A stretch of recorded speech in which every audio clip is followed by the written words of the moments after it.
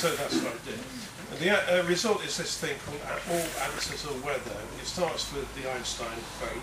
The distinction between past, present and future is only a stubbornly persistent illusion. Reference to an yew tree here. It's in my garden. It hangs over my the hut where I work. The yew's a killer. Drips death. Drips it. At -6, the low sun smirks and sits, and now I think the thesis fits.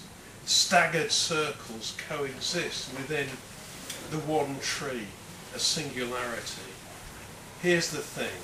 At -6, the beating sun mocks clocks, approves the yew's fine nest of noughts.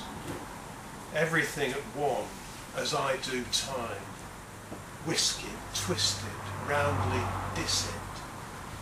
So memory's a concept crime, beguiling though a paradigm. Take my mother's wartime ration book, her home perms and the headscarf look. No less current in a person's mind than, say, this wallet stash, old receipts, ATM cash. Likewise the Dago suit I wore for dates at 19, in playback coolers, mules and woolen jeans. Richard Broughton, 1737-1812, cordwainer, forebear, one who could tell the tawd from the tanned, wore a wig, I would guess. Well, he spins in my thoughts, like a tree ring or noughts, the sun in the west, the skeg gypsy's dress, and her tin wall of death. As for R.B., well, his time's safe with me, and my spoof memory, its string and glove tackle, a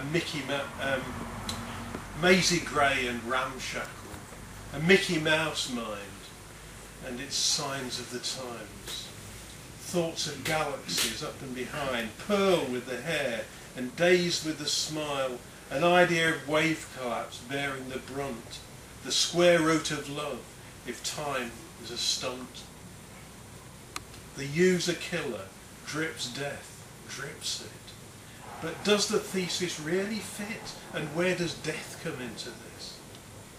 Is conjecture for mind gamers, bored with beach skies, those who like fog or the light as it dies, vague light as it rises, the papery fields, a pale light that follows, swells, sings, still conceals. Don't answer that, Pearl, Days, Albert, whoever. The question is good. All answers are weather. There's a second part to this one, which also is a quote. It's from a Lieber and Stoller song. Let's keep dancing. Give this all a rest. See those ants haul tons of crumbs, and see the way the nest ferments, the way Vivaldi thrums. Time's a thing for keeping. At the quark-set ball, all those dressy pale grotesques and particles, undead, uncertain articles, paired in step and out, and anything might come about.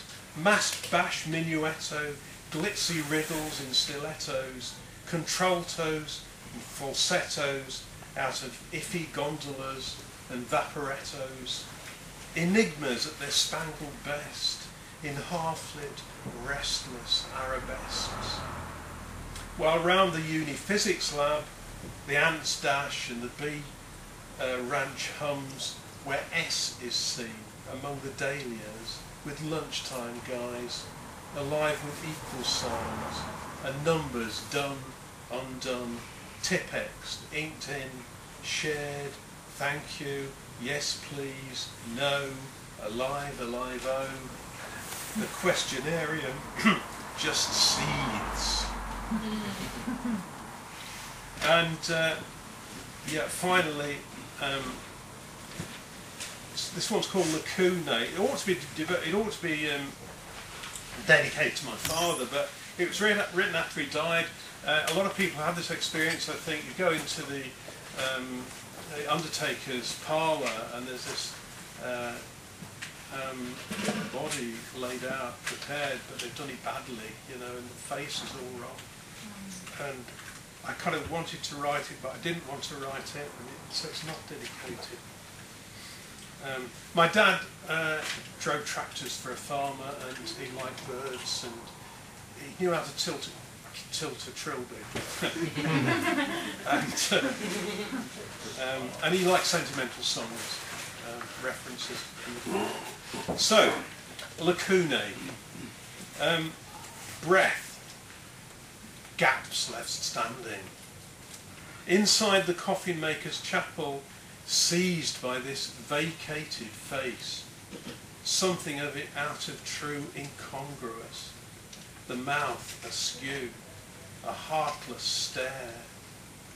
Acutely, pressingly, I need to see how wit of quantum cell, or such as anticolour particle, could go dupe time and rob him blind, such that the eyes behind don't know their own mind.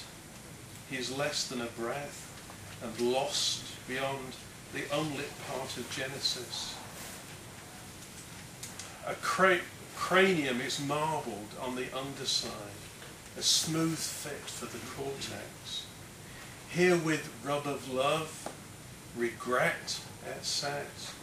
Plover law, being there, which hat to wear, the Londonderry air. Now Rictus stares me out.